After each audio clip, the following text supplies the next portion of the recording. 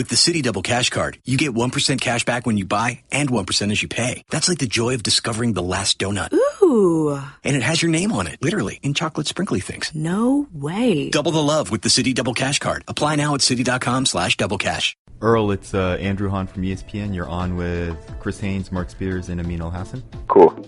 E, what's good? Hey, man, what's up? Chilling, man. You in LA? What's up, bro? Yeah, what's up? I'm in LA. Oh, that's what's up. On you guys. All right, hold on. Mark Eaton.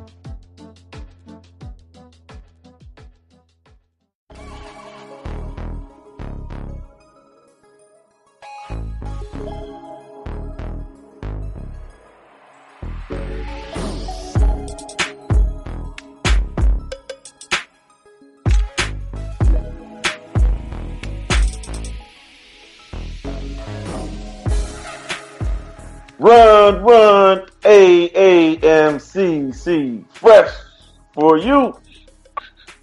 Another podcast, the Hoop Collective, right? I mean, the Hoop Collective. Just one hoop. Just one hoop? Yeah. ESPN's Hoop Collective, Run AMC. The A stands for Amin Al-Hassan. The M stands for myself, Mark Spears. And the C stands for Chris Haynes. And today, we have a great guest. Very excited to have him. Former UCLA star, longtime NBA guard, and former Phoenix Suns coach, Earl Watson. What's going on, Earl? Hey, man, what's up? I appreciate you guys having me on. All right. E, hold on. Before we jump into this real quick, E, I just want to give you a little history lesson about one of the so-called finest cities in California. E, Earl, did you know that the largest rat resides in San Jose? The largest what? The largest rat. Did you rat. know that? Yes. Is this like a fun fact? It is. Well, it is a fun fact. It's a fact for sure. Spears, did you know that? But you're the largest rat, and you're from Fresno. Look that up, ladies and gentlemen. The largest rat resides in San Jose. That might be the case. I know where the largest raisin's from.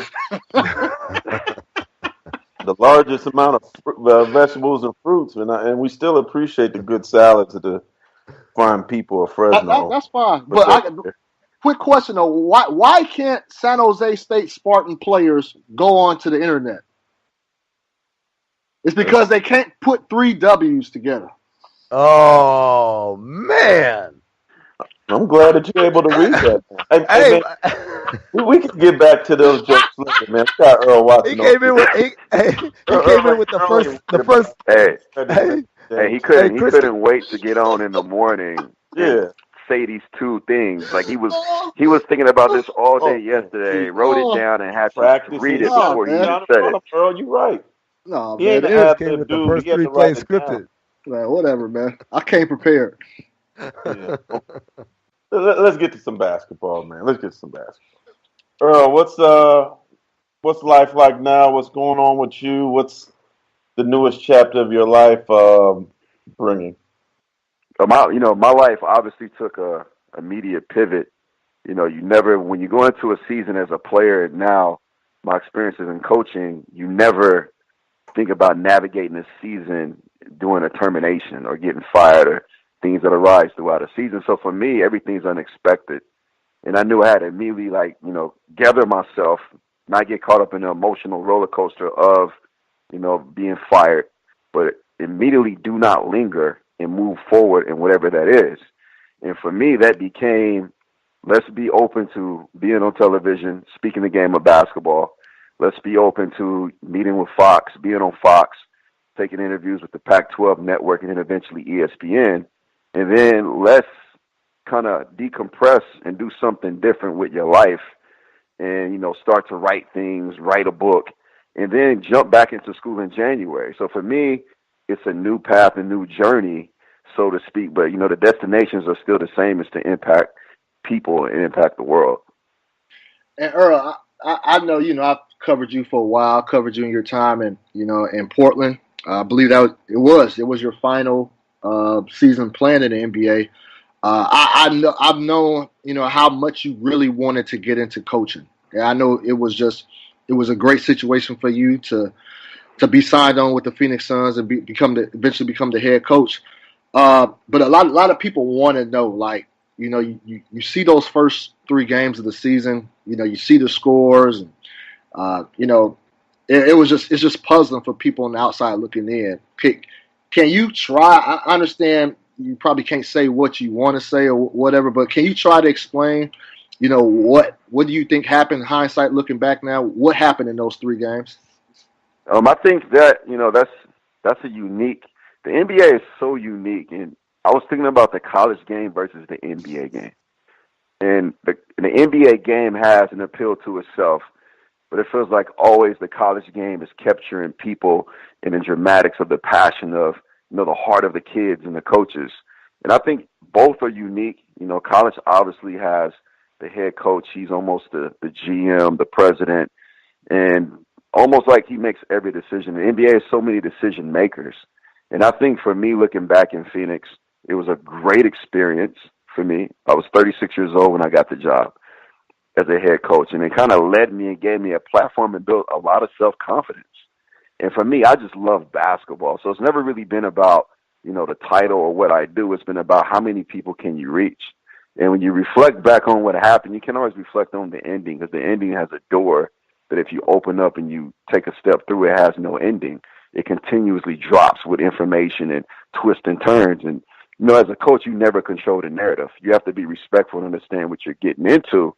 Let ownership, let management control the narrative, because at the end of the day, they still have a big piece in navigating something that we all love, and that's the NBA franchises and the sport itself. So never give it a black eye. Just let it continuously go on. Let them control it and hope it propels. But looking back for me, taking over the Phoenix Suns, Eric Bledsoe was injured. Brendan Knight was injured. Markieff Morris was not playing. He was disgruntled, and he demanded a trade, publicly. So we took over a team that we had to create something out of his game to get him moved within a week. And it was almost hard to do, almost impossible to do, but we found a way to do it. We bonded to the point where we became so close that Markieff and I and the coaching staff created this brotherhood. And then after that, it just started to move. And then the Suns, traded Markieff, and they got a draft pick to the Wizards, from the Wizards. And then the Suns are looking and saying, well, what's next?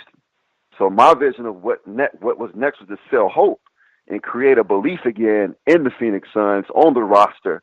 And there was nowhere to really obviously turn, except for me. I seen a kid who I really believed in, and I knew it was before his time. But if we can create a belief and a self-belief and a momentum and a style of play to get him to just explode, I think it could catch fire. And that guy was Devin Booker. Coach, one of the weird things about your situation, obviously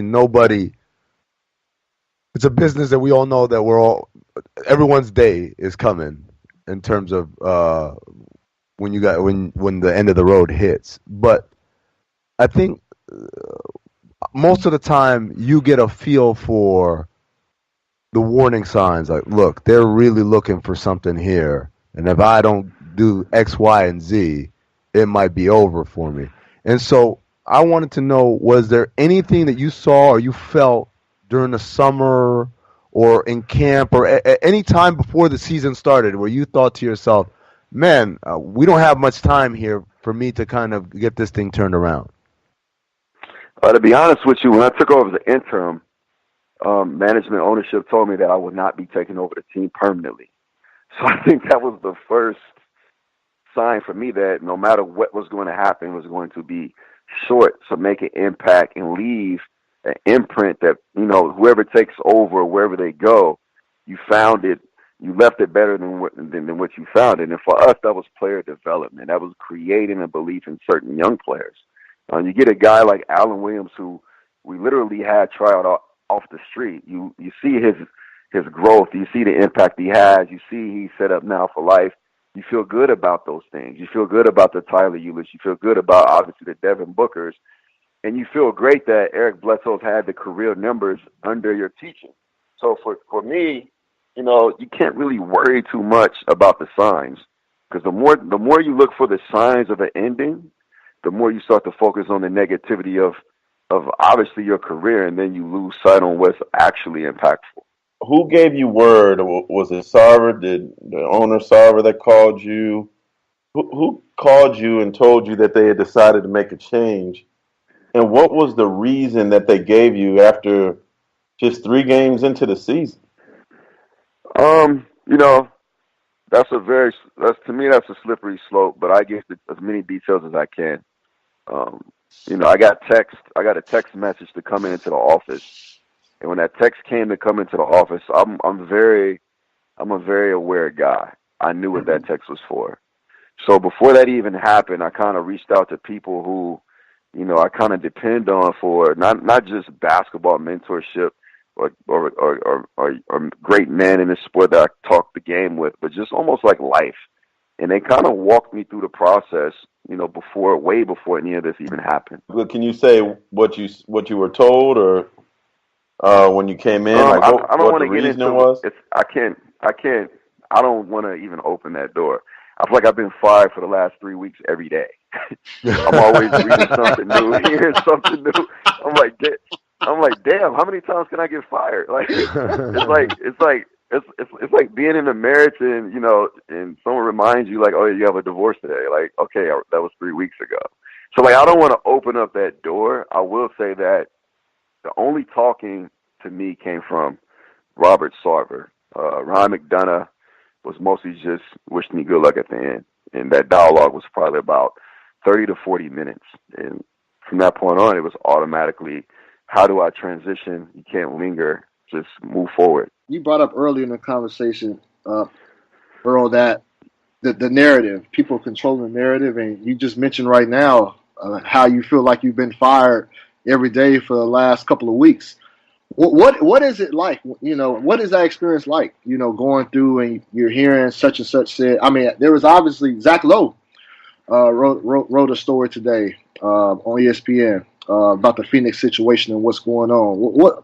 How is it when you were seeing these narratives, seeing what people are saying about you, about what you did, and what they're trying to do differently now? You know what? I don't really read it. I get the phone calls from, certain journalists and they want a response.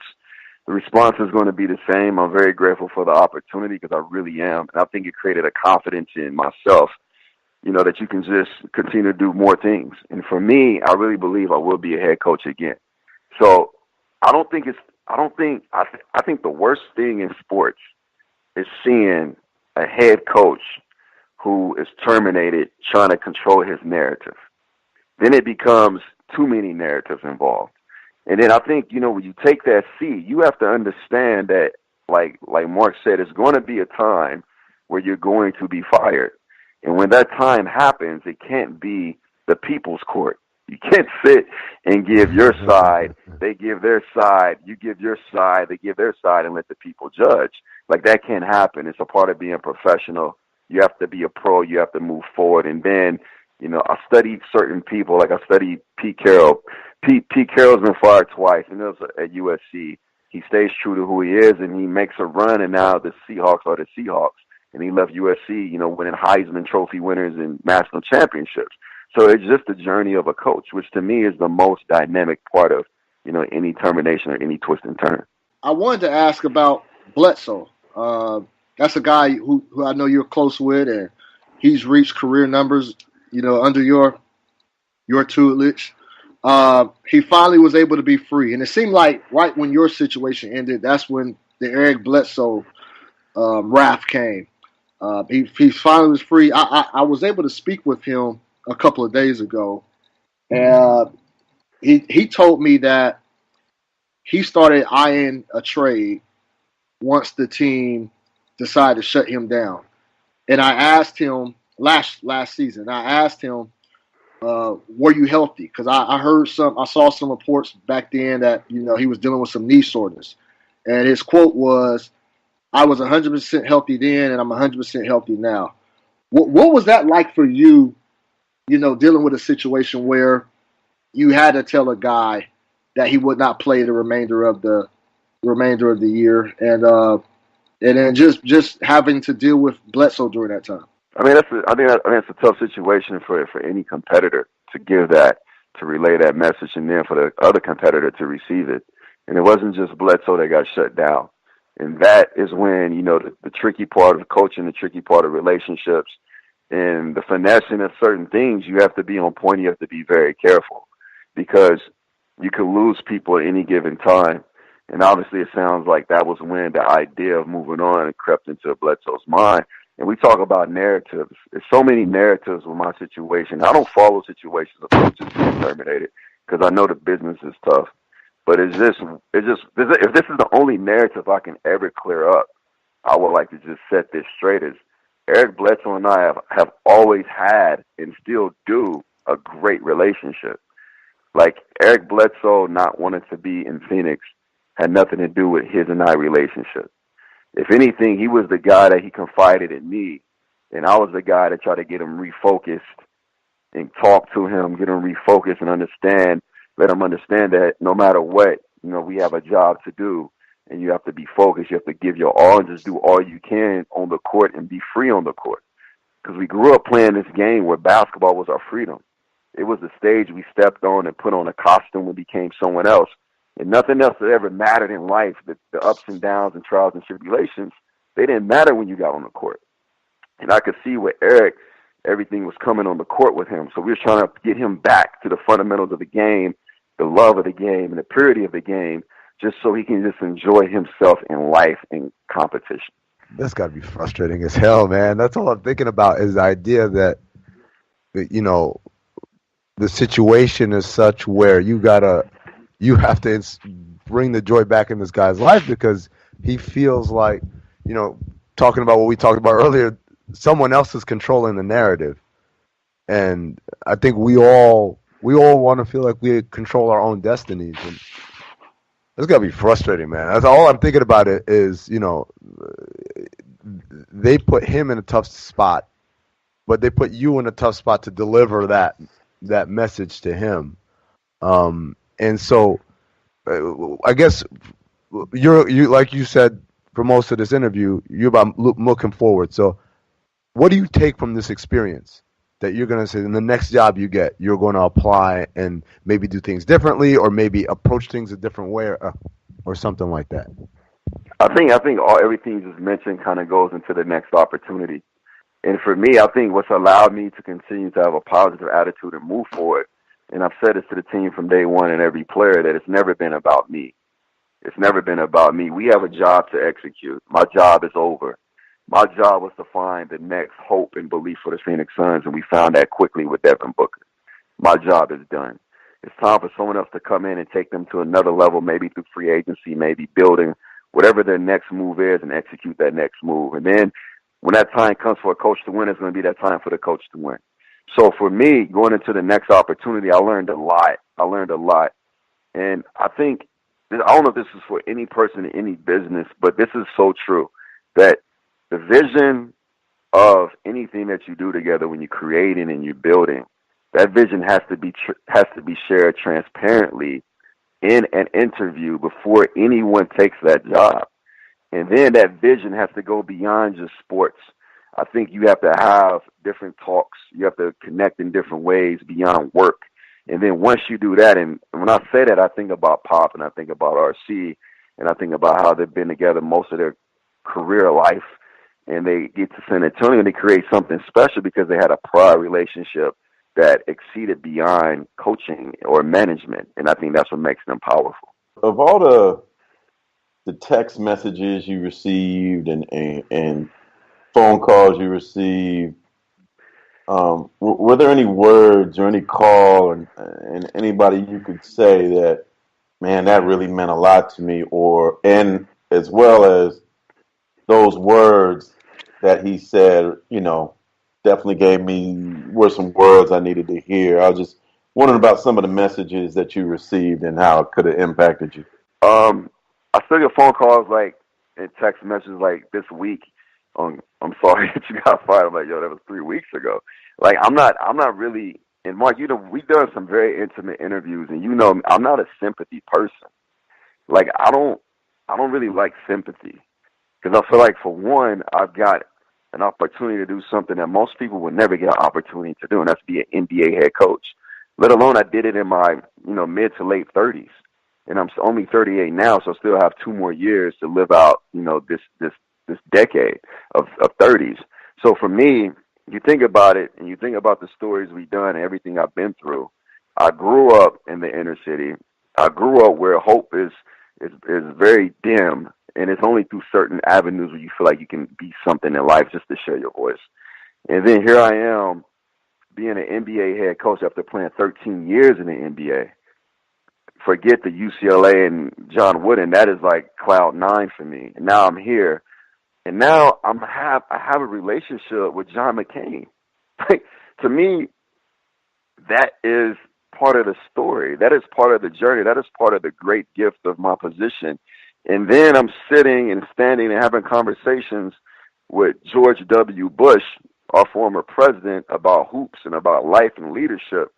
And then I'm winning national awards from Hispanic groups about my journey and everything I've accomplished through my foundational work and also the platform of being a head coach. And I'm giving speeches on hope. And I'm giving speeches on change. I'm giving speeches on, diversity and overcoming certain things. And then you get fired, and you can't just take the getting fired. So I strongly knew I was going to get terminated. And as I said, through the process, I talked to certain people. And RC was like, when you leave the meeting, call me. And I called RC, and we talked on the phone for over an hour immediately. Immediately when I walked out, I called him, and we talked on the phone for over an hour. And we had this strong conversation, and it was very great because he made sure I was okay before he even got off the phone. And he didn't have to even take that phone call or prepare me or walk with me through the process until it happened, even after it happened. And the same thing with Hubie Brown and Scott Layden. So for me, I'm very lucky to have people in my life who care about me beyond the ability to teach the game or connect with a generation that is, to me, very vibrant and socially conscious and super talented. So I've been very blessed to have these people throughout most of my life. Earlier you talked about, maybe doing a little TV, maybe, kind of the next step that you do in the interim before the next job. A lot of coaches in your position end up doing this educational tour where they go visit with other coaches and other teams, sitting on practices and stuff like that, just to kind of stay fresh. And have any coaches reached out to you offering that opportunity? And do you have plans to do that kind of thing? Yeah, a couple of coaches reached out to me. It's going to be good to get out. For one, I need to take care of my living situation. I'm not staying in Phoenix. I'm starting UCLA in January, going back on campus, taking more classes. So I'm now transitioning to Los Angeles, which is great for me. And this is something that I don't think a lot of coaches talk about. And for me, maybe I'm just too transparent, but for the first time ever, I am now an available father during the winter, the fall, the winter, and spring. That's never happened for me. So I have this new excitement of like picking up my daughter. It's just simple. The other day I picked her up on a Wednesday from school, and we went to go get pizza, and I took her to her play rehearsal. And I seen like the light that went through her eyes. And I realized, like, coaching and impacting the world through sports is major, but most importantly, impacting your children. And for me, like, just getting my kids more often and being there for them, doing little things, going to basketball practice or watching my daughter's first play, it's something that I'm glad I never missed, if that is ironic enough.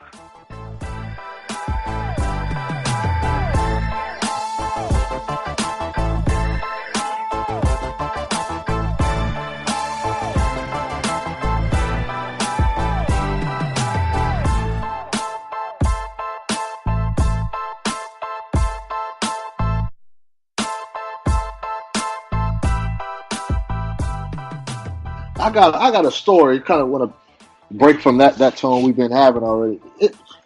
I remember it was a couple years ago. I rented a car. My car was in the shop. I rented a car, and the Phoenix Suns. I was covering the Cavaliers at this time, and the Phoenix Suns were in town to play, and I wanted to, pick up Coach Earl, to get a haircut. I wanted to show him around my town, get a haircut. So I pull up to his hotel, and there's this big old. Hey, wait. Hold on. What kind of car did you drive? That's a good question.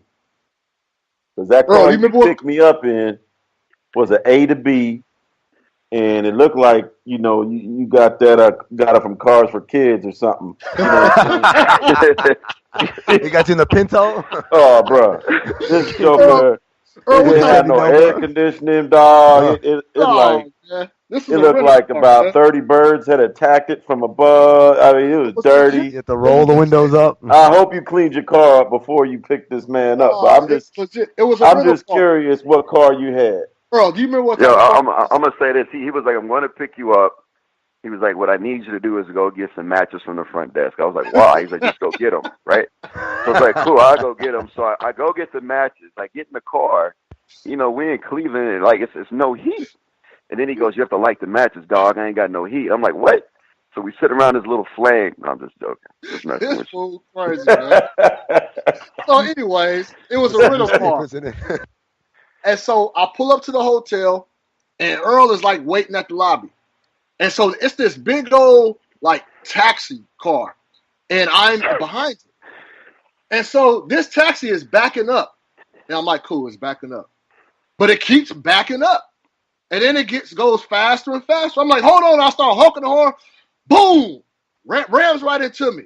I'm like, what the man? What is? I get out the car. Dude, can you see? Then the first thing this dude says to me is, why were you there? What are you doing back there? I'm like, fool, that's what you got rear view mirrors for. I'm just going off on this fool. He's arguing with me because I'm parked behind him. And then of all people, if you really know Earl, like, he's a mellow guy, but he can go off. And at this juncture, it's him trying to calm me down. I'm like, what are you doing? Like, what are you like, what are you doing? He's like, dude, calm down. He goes and plays the mediator, goes and get the insurance card from the cab driver. Hey, what's your insurance card? Give me your number, blah, blah, blah. And we go on about our way. But meantime, as we're going to the barbershop, half of my car is smashed in from the side. I had to pay $1,000 for that. Hey, part of Oh. it is that's what I do. I solve problems, right? I'm a problem solver. I go in and I solve problems. I create this atmosphere, then I leave. And then the second part is, dog, I had to be on time for my haircut. That's what it was about. That's what it wasn't about. We gotta go. That's what it was about. That to me is exactly what life is, man. Like, things are going to happen that you least expect and you cannot control. The only thing you can control is your attitude from that point on. And that kind of reflects on our whole conversation, to be honest with you. It's like the only thing you can control is what's going to happen next. You have control over yourself. You have no control over no one else. You can't make people like you. You can't make people believe in your vision. And you can't ever in life change who you are to fit into any circumstance. And I think when you move and you live like that, you find a way to impact people beyond just yourself. Well, and you could change taking Uber next time too when he want to hang out with you. You could, yo, dog, I'ma just meet you at the Give barber, me the dog. address. Give me the address. You ain't let this cat pick you up no more, man. Oh man. That's a bull. You've been around John Wood. I'm talking about your UCLA days, man. Baron Davis, Matt Barnes, Todd Ramisar, my guy. Like, what were some of those days like? Those UCLA days. What was it like? The card games. Just take us back for a little bit. Hey man, so you talking about late '90s? I met Baron Davis. We was on the same camp at Nike at the Nike All Star, summer camp they had. We was on the same team, and we met. We was like 15, 16 years old. We clicked instantly, and we had this great chemistry as soon as we got on the court together. So when I actually got fired, Baron was one of the first people to hit me, and he was like, "Come to LA." I'm like, "I'll be there tomorrow anyway. I'm coming." He's like, "I got a surprise for you." So when I landed, I immediately go see Baron. I go to his office, and we're talking. He was like, if you know Baron, Baron is the type of person, and he's done this before, where he'll say, "Hey man, let's take a ride," and you'll jump in the car with him, and before you know it, you'll end up in like Tijuana, and you'd be like, "Dude, I never wanted to go to Mexico. You said we was going on Sunset." Baron will do something completely out of the ordinary. So Barron goes, hey, I'm about to go meet with Ice Cube and get a drink. No, first he was just trying to leave. I was like, where are you going? He's like, I'm about to go meet with Ice Cube and get a drink. You want to come? I was like, no, I'll be back later. We'll meet back up at 8:30. And when we got back to his office space at 8:30, 15 of my teammates were there. And they were just there, like, for one, they wanted to, make sure I was good. And then for UCLA teammates, talking about Matt, you're talking about Barron, you're talking about Toby Bailey, you're talking about Jason Flowers, who's the head coach of Northridge, the women's team, Ryan Moose Bailey, who is the AD and head coach of Brentwood High School. So these guys are just there for me. And it was cool. Jelani McCoy, Ron Hollins, and we just had a big powwow on, like unifying and staying together and being there for each other. So, those stories were amazing because when Matt came into UCLA, he was the top tight end in the country. If I believe so right, he might have led the state of California in touchdowns in his senior season playing football. So we have some talented guys. We had some crazy times, but some impactful, friendships. You got to give me your best Baron Davis story, because Baron is one of the most eccentric people I ever met in my life. Definitely a character. I mean, because you mentioned like going to Tijuana on a whim. What's your best Baron Davis story? Oh, man, that was my roommate. So when I got sent to L.A., my mom sent me to L.A. in the month of May of 1997.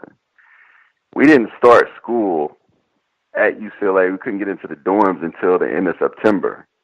So I lived with Barron and his grandmother and his sister and his brother-in-law for that entire time throughout the summer in South Central. So my mom sent me from Kansas to South Central, and I got an immediate LA reception on culture, certain rules, and how to move. And certain Barron was my tour guide. And Barron was my tour guide, right? And Barron is this energy, one of the most intelligent people I've ever met in my life.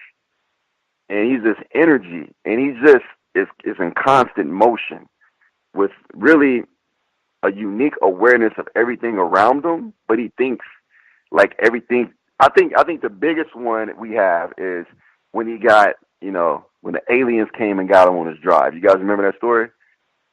No. What? So if you Google this, Baron Davis did an interview, and he said he was driving, I believe, to Vegas from L.A., and some aliens took him up in a spaceship. You guys don't remember that? No. Do tell, because I don't know. Googling So I immediately called him and like, yo. I'm like, bro, what? This cannot be true. And he's like, yeah, man, they took me. And he had this detailed story, and he was like, nah, I'm just messing with you. but everyone thought he was so serious. But Barron is just, to me, he's a genius. If you watched him play at UCLA, he was before his time. The things he was doing on the court was crazy. When he tore his ACL in the NCAA tournament our freshman year versus Lou Bullock and the Michigan Wolverines and tractor trailer, he dunked and jumped so high that his foot actually hit the backboard, and he came down and landed wrong. And what's crazy about that story is the torn ACL, he played another 2 minutes on the court. And that defines Barron and his heart and his passion. And we all seen how he took over playoffs. And part of Baron Davis being in Charlotte in the first round was also one of the biggest reasons Tracy McGrady couldn't get out the first round, because Barron was averaging triple-doubles. I just think he never got his just due, because at that time there was really no social media, and the marquee teams and the marquee names kind of got the biggest push. Connor Shell, who's a big wig at our company here at ESPN, is from Kansas City, and he fondly remembers watching you in high school and AAU, along with the Rush brothers and other guys. What was it about Kansas City hoops at that time that had so many guys go D1 and be NBA caliber talents, but we kind of haven't seen another era like that in Kansas City prep hoops? I think coming out of Kansas City, I think Anthony Pillar had a major impact. Larry Brown at KU, when he won the championship with Danny Manning, had a major impact in basketball. Norm Stewart was at Missouri, and they were really good, too. And Big A basketball was just powerful. You had OU, who the Jayhawks beat in the Final Four in Kansas City at Kemper Arena. Everything about that was just basketball fanatical, fans. For me, I never wanted to go to Kansas. My dad had told me about UCLA because of Lucius Allen, so it's always been UCLA for me. But I met Jerron Rush and Kareem Rush when we were probably in the 3rd or 4th grade at a summer league in Kansas City at Pembroke High School, which ended up being the high school that Jerron and Kareem went to. And Brandon Rush was just a baby. And we connected immediately playing 21. We all know how you play 21, just the game of 21.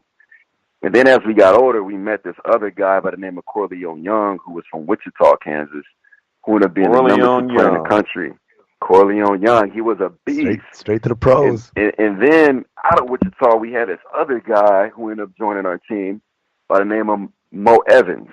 And his cousin was at that time going to Nebraska to be one of their star running backs, so we just love everything about Mo Evans. He was a beast. And so we would go to Oklahoma and play. We would play against this Oklahoma team that had this guy who was like a young Sean Kemp. He dunked everything. He was 6'8". He was bouncy. Everything was a dunk, and his name was Ron Humphreys. And we befriended him, and he ended up joining our team as well. Yeah, Notre Dame, Ron Humphreys. Yeah. And then we all just started playing together, and we created this movement.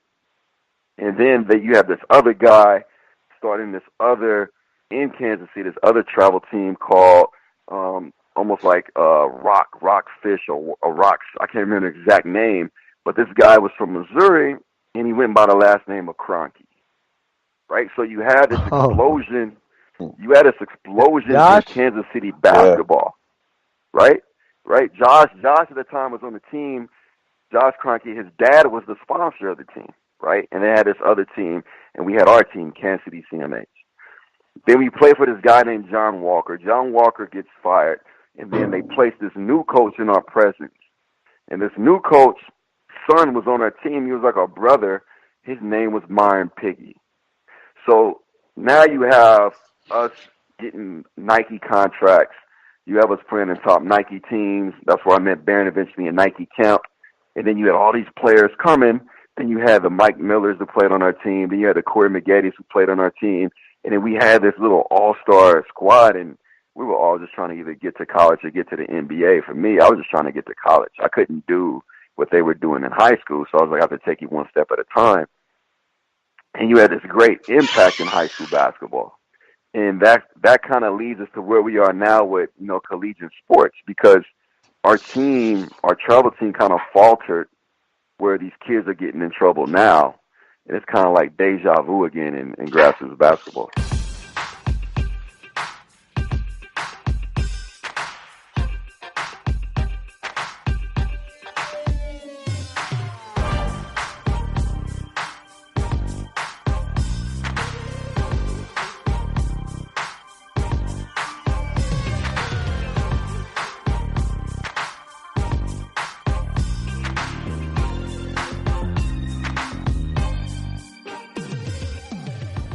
I'm going to bring back a tough subject, and I hate bringing this up, but this is a story that, me and you certainly have talked a lot about, and I think a lot of people may still not even know about this, but in 2014, Earl's brother, Dwayne Hooks, was shot and killed in Kansas City, Kansas. He was 48 years old. He was shot in the leg and developed blood clots and died several years later. And there was a man named Tremaine Quinn who he was the one that shot at his brother, and he didn't go to jail. I think that he said he was protecting himself in a fight, and now he's charged with a felon in possession of a firearm and is going back to jail. Earl, what's the latest with this? Or could be going back to jail. What's the latest with this? And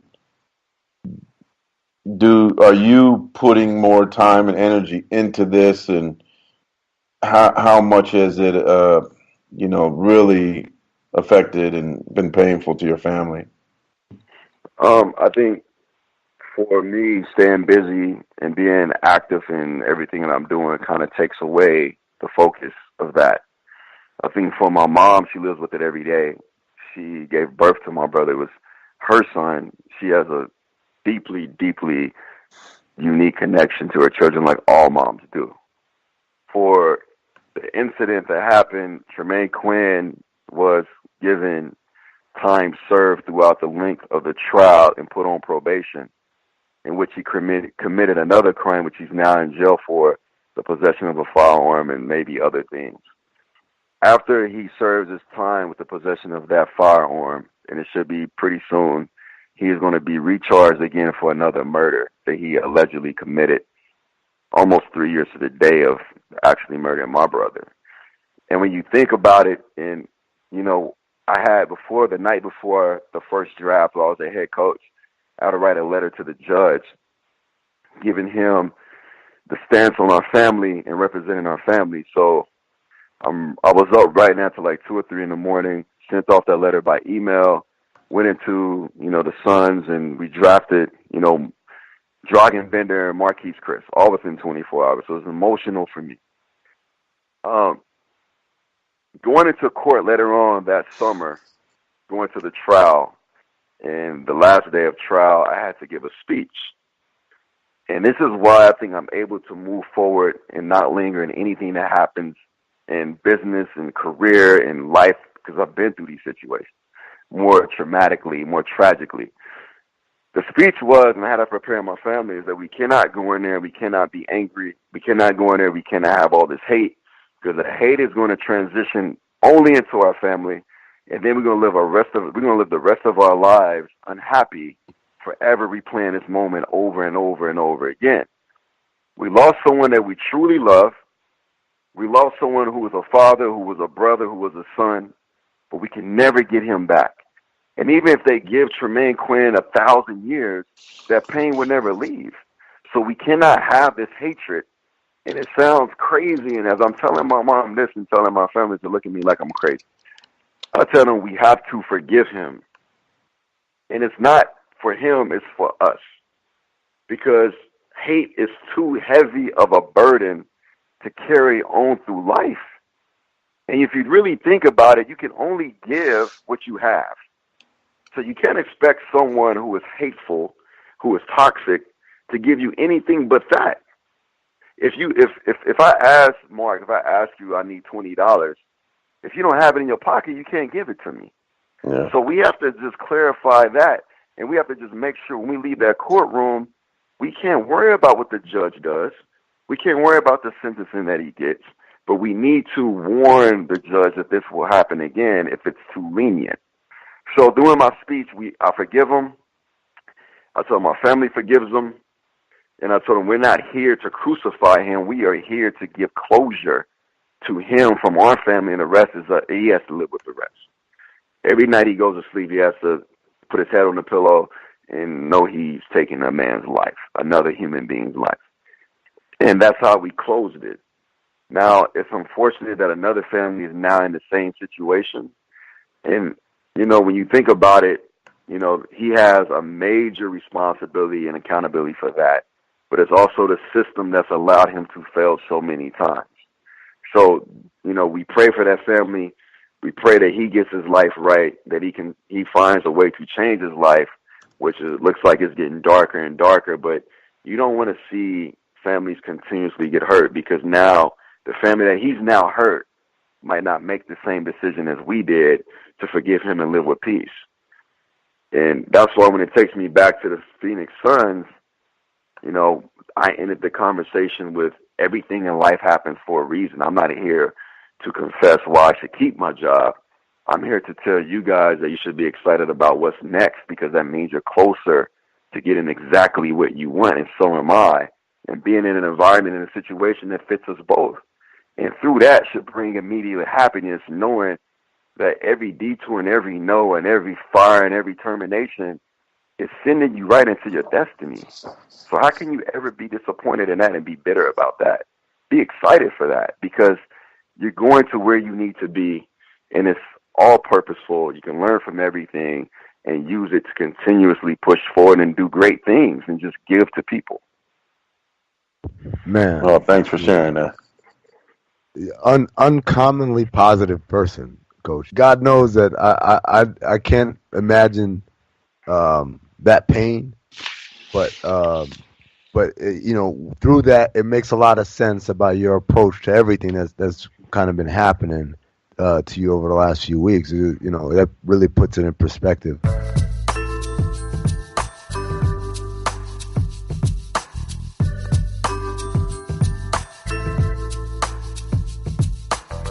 I want you to give us one hot take about the season this year. Something that you see coming that sounds crazy now, but later on is going to be like, whoa, that really happened. One hot take. The game of basketball is going back to where the scores are going to be 130 to 145 quickly. Defense is, everyone talks about defense. What people are realizing, the analytical part of basketball is now taking full effect. Teams are shooting more threes. Teams are getting to the rim. Teams are getting to the free throw line. Points are going up. So now you have to really think about this. You're not going to just lock teams up anymore. Locking a team up might be holding them to 110 or 115. You have to be able to score it and shoot the ball, which is going to be interesting because we know Cleveland's 3-point makes per game are down by 9 points. So it's going to be very interesting to see how they transition, not using this in, the pun, but how they actually using transition to stay in games, to create fouls, create layups, create easier threes, trail threes, instead of half-court threes. And I still say this, and I believe this, I think LeBron is still the best in basketball. I think Cleveland is still the team to beat in the East. You're going to have certain teams jump out and have amazing regular season records. But when you line up and you have a 7-game series and you look across and you have LeBron James, there's no way you go into that series, even if you have home court, with this 100% confidence it's time to dethrone him. And when you talk about the West and you bring out the West, I cannot wait to see Russ and OKC go into a 7-game series with anyone. And moving forward, I don't care with a healthy Spurs, Coach Pop is still that guy in a 7-game series where he will pull out some counters that you didn't see in the regular season because he's very much a chess player and he holds them until he needs them and he hits you with them when you cannot recover from it. And we've seen that through game 1 until Kawhi Leonard got injured versus Golden State last season. Hold on, Coach. You said about 1,000 words there. And you only mentioned Golden State once. He's giving well, you know what? takes. When you come around and you have like one wave, I don't complain. Oh, just one. You quit screwing out some facts. Chris, we can't let Chris Haynes is always looking for an angle. Golden State is still Golden State, man. Like Golden State to me is dynamic. You have a 7-footer out there making plays like a point guard. Like Kevin Durant is one dribble past half court and he's in the rim. Like to me, they're dynamic. I think the only thing with Golden State, and the same thing with Cleveland, are they mentally fatigued? And I don't think they are. I think during the regular season you will see some woes, but I think once they get closer to, competing for a championship, you'll see that mental lock in. That's why you can't early judge these two teams. Like you can't say, oh, they're different this year. No, they've been through 3 long postseasons, no summer. And they know they can't take the summer off because that other team is that much better and that much more talented. So they are a constant. This is a 24/7, every day throughout the summer, getting prepared to face them again the next summer. But I think Golden State is going to have more obstacles trying to get to the championship because the West is beefed up. And I really think the Rockets and I think, the Spurs are going to always be the Spurs. And I think OKC is a legit threat. Coach, I got a quick question for you. You mentioned Kevin Durant, 7-footer, making amazing plays. You were there with him as a rookie in Seattle. And so I want you to tell me something that if we went back in time to 2007 Earl and said, hey, man, this dude is going to be doing this, the part that you didn't see coming. So when you take it back, I was with him with Seattle and then the first year in OKC when we also had Russ. And everyone's talking about Lonzo Ball is taking these beatings, right, with these other point guards and he's not ready.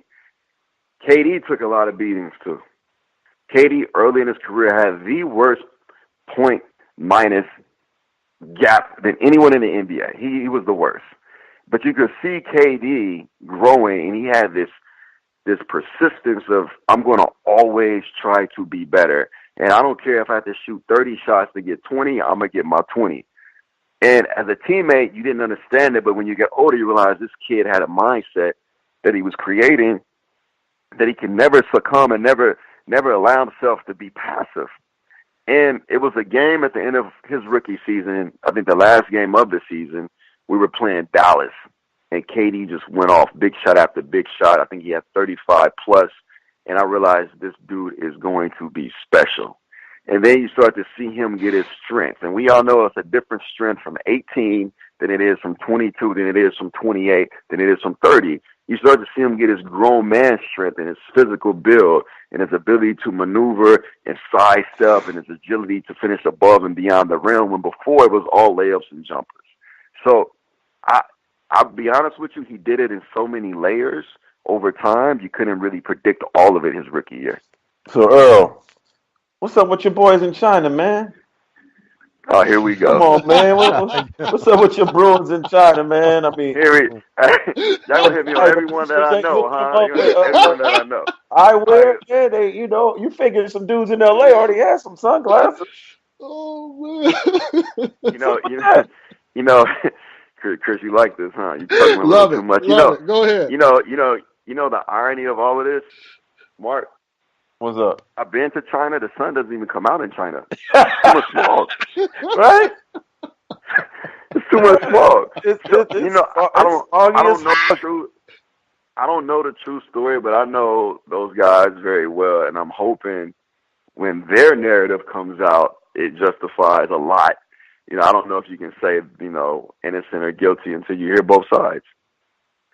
Yeah, but I will say this. Place you don't want to get arrested in China. Since we're on the UCLA topic, I think what was said about Coach Wooden by Bobby Knight was beyond disrespectful. What did he say? He said he didn't really, and I'm paraphrasing, he said he didn't really respect Coach Wooden because of the way he got players through a booster. And to him, basically saying he's trying to kill his legacy, and said he has no respect for him. That's beyond disrespectful. The love for Coach Wooden throughout basketball from any level is at the highest. Coach Wooden, who's been, deceased now for a while, may he rest in peace, has not only won championships, but he's changed lives in a positive way. So what Coach Knight said is beyond disrespectful, and we have this group chat of all former UCLA basketball players, right? It's called Life After Death. And that group chat was just buzzing. And I can't even tell you Matt Bourne's response. I can't even tell you what he said. But that group chat was buzzing. And, I am a positive dude, but I am from the inner city. And I know what Matt was saying, I was definitely echoing. So that was beyond disrespectful. Never disrespect Coach Wooden. It's not even acceptable anywhere, anytime, throughout any form of any platform. So you're trying to tell me that Coach Knight never pretended to whip one of his black players? I don't know. I mean, Coach Wooden. I don't know Coach Knight. I've never met. Didn't Coach Wooden try to do that? Did Calvert Chaney? Coach Wooden would never do that. So I don't know Coach Knight like that. But to talk about Coach Wooden way after he's been deceased wasn't even a perfect opportunity. It wasn't even. You can't do that. Kind of par for the course. How does it even come up? That's what I'm trying to think. I'm not how sure even come up in conversation. I just seen the quote. The quote's been viral, and it was on group chat immediately. And for me, it's you don't do that. He's impacted. Even when I was there at UCLA, Coach Wooden had a presence, and he would speak to us, and then he would invite me to his condo every other weekend, and we would sit there and we would talk about life. We would talk about poetry. We would talk about the love he had for his wife, how he write her letters every Sunday, put them in an envelope and put them under the bed, even though she was deceased at that time, probably 15 and 20 years. He had this love, this eternity love for her, and he taught me how to be a man. Now, I had an NBA exec one time, y'all love to try to criticize me about Coach Wooden. It was you don't act like Coach Wooden. You talk about Coach Wooden, but you don't do everything like Coach Wooden. And I was like, yeah, you know why? He was like, why? I said, because I grew up in Kansas City, Kansas, that county, one of the poorest inner cities in America. Coach Wooden was from Indiana. He was from agricultural farmland. We have a different way of moving, but he still has an impact on my life, and I can teach parts of him, but not all of him. So to me, Coach Wooden is that guy. He saved my life, and I know he saved tons of other kids' lives. Even speaking to every sport at UCLA, it's like he's that guy. Well, Coach, I want to say thank you very much for your time and being as open as you possibly can. And we wish you the best, whether you're coaching in another NBA team or coaching in college on a high level. You know, you certainly got a fan here, and you know, I want to thank you very much, man. No doubt. I appreciate you guys for having me on. You guys are impactful. We appreciate you. Thank you. Hey, real quick, though, before you leave, I got a story for you. So yeah. I was at a San Jose State, Fresno State football game a couple years ago. Actually drove down to Fresno and through the sticks to get there. I'm at the game, and Fresno scores a touchdown. This guy starts jumping up and down, and he starts saying, I got the Bulldog spirit right in my heart, right in my heart. Right in my heart, I got the Bulldog spirit. And so when he's done singing the song, I'm like, oh man, that's a lot of, I taped it on my phone. I'm like, that's a lot of enthusiasm. Did you go to Fresno State? And he's, well, no, I'm from here, but I didn't go to school here. My grandfather played football here. And then I said, wow, okay, I'm gonna go put this video on Twitter. You cool with it? And this girl who's also from Fresno said, what's Twitter? All right, hey Earl, good to see you, man. That's weak. AFC podcast. That's weak as hell. Next week, peace. Weak as hell.